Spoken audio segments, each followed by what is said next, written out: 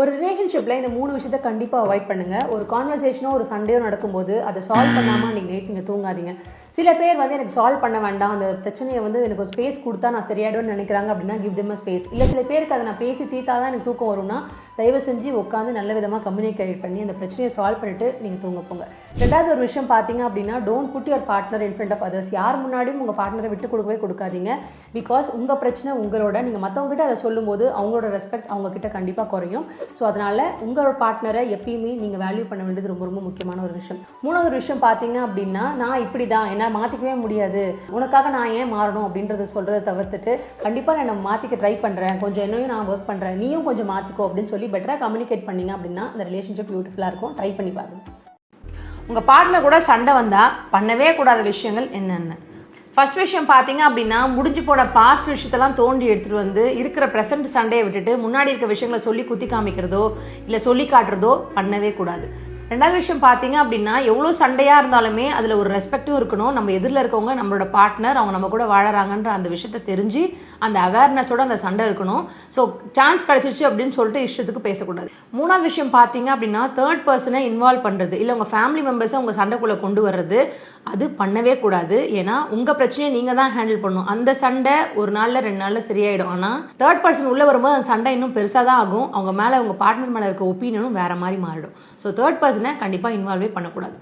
நாலாவது விஷயம் பார்த்தீங்க அப்படின்னா ஒரு சண்டை வருது அப்படின்னா அவங்க எப்பயுமே இப்படி தான் அப்படின்னு சொல்லி அவங்க லேபிள் பண்ணக்கூடாது. அவங்க ஏன் இப்படி நடந்துக்கிறாங்க அப்படின்னு புரிஞ்சுக்க ட்ரை பண்ணணும்.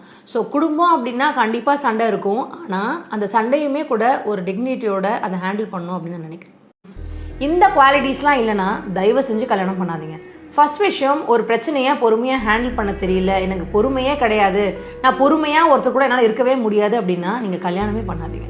ரெண்டாவது விஷயம் பார்த்தீங்க அப்படின்னா ரெஸ்பான்சிபிலிட்டிஸ் எடுத்துக்கவே மாட்டேன், நான் ரெஸ்பான்சிபிலிட்டிஸ் எடுத்துக்க மாட்டேன், கூட இருக்கவங்க தான் ரெஸ்பான்சிபிலிட்டி எடுத்துக்கணும், அவங்களே அவங்க லைஃப்பை வாழ்ந்துக்கணும், பட் நான் கூட மட்டும்தான் இருப்பேன் அப்படின்னா தயவு செஞ்சு கல்யாணமே பண்ணாதீங்க.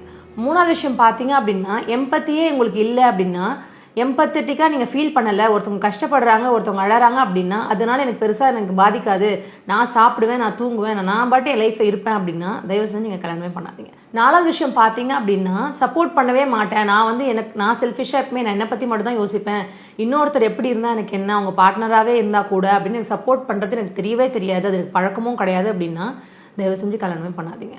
அஞ்சாவது விஷயம் பார்த்தீங்க அப்படின்னா எனக்கு கேர்னா என்னன்னே தெரியாது, நான் கேர் பண்ணி எனக்கு பழக்கமே இல்லை, இது யாருமே எனக்கு சொல்லியே கொடுக்கல அப்படின்னா தயவு செஞ்சு கல்யாணமே பண்ணாதீங்க. ஸோ கல்யாணம் அப்படின்றது உங்களுக்கு வேணும் அப்படின்னா பண்ணுங்கள். மற்றவங்க சொன்னாங்கன்றதுக்கு நீங்கள் கல்யாணம் பண்ணீங்க அப்படின்னா அது எப்பயுமே சந்தோஷமாக இருக்காது. ஒரு ரிலேஷன்ஷிப் ஒர்க்காக லவ் மட்டும் போதுமா?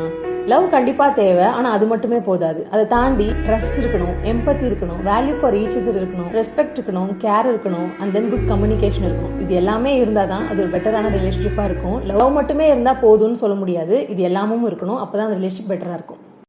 அவங்க கஷ்டத்தில் இருக்கும்போது கூட உங்களுக்கு உதவி பண்ணுறாங்க அப்படின்னா அது சாதாரண ஹெல்ப் இல்லை, அது அவங்க மேலே வச்சிருக்க உண்மையான லவ். இதான் உண்மை. ஒரு பெரிய சண்டை, ஆர்கியூமெண்ட்ஸ், அதை தாண்டி நீ எனக்கு வேண்டாம் அப்படின்னு சொல்லிட்டு போனதுக்கு அப்புறமா கூட நம்மளை கேர் பண்ணி நீ சாப்பிட்டியா, go home safe, take care அப்படின்னு சொல்கிறாங்க அப்படின்னா மோர் தென் லவ் அவங்க மேலே உண்மையான ஒரு கேர் இருக்குது அப்படின்னு அர்த்தம். ஸோ அந்த மாதிரி ஒரு பர்சன் உங்கள் லைஃப்பில் இருந்தாங்க அப்படின்னா நீங்கள் மிஸ்டேக் பண்ணாதீங்க. பிகாஸ் அவங்க ஈகோவோட உங்களை தான் ரொம்ப முக்கியம் அப்படின்னு நினைக்கிறாங்க. லைஃப்பில் பெரிய பெரிய விஷயங்கள் பற்றி யோசிச்சு நம்ம சின்ன சின்ன எஃபர்ட்ஸை நம்ம நிறைய பேர் மறந்துட்டோம்.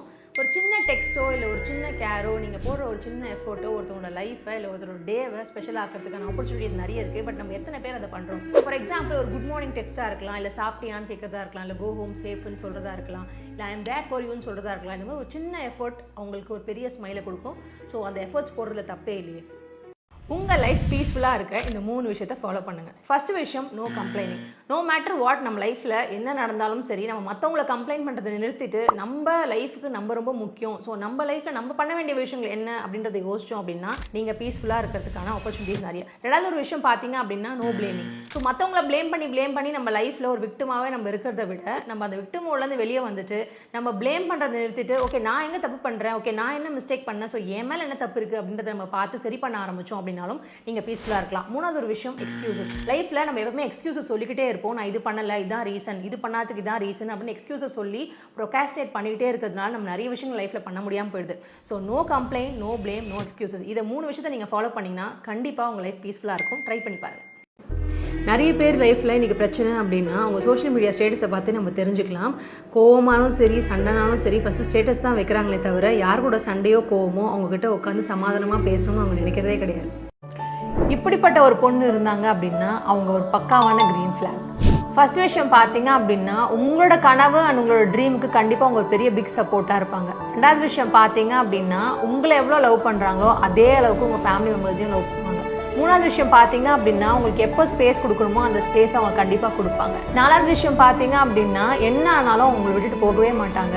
அஞ்சாவது விஷயம் பார்த்தீங்க அப்படின்னா உங்களை மேலே அதிக குறைய கண்டுபிடிக்கிறத விட உங்களை புரிஞ்சுக்க ட்ரை பண்ணுவாங்க. ஸோ இந்த குவாலிட்டிஸ்லாம் இருந்தது அப்படின்னா அந்த பொண்ணு கண்டிப்பாக ஒரு க்ரீன் ஃப்ளாக் தான்.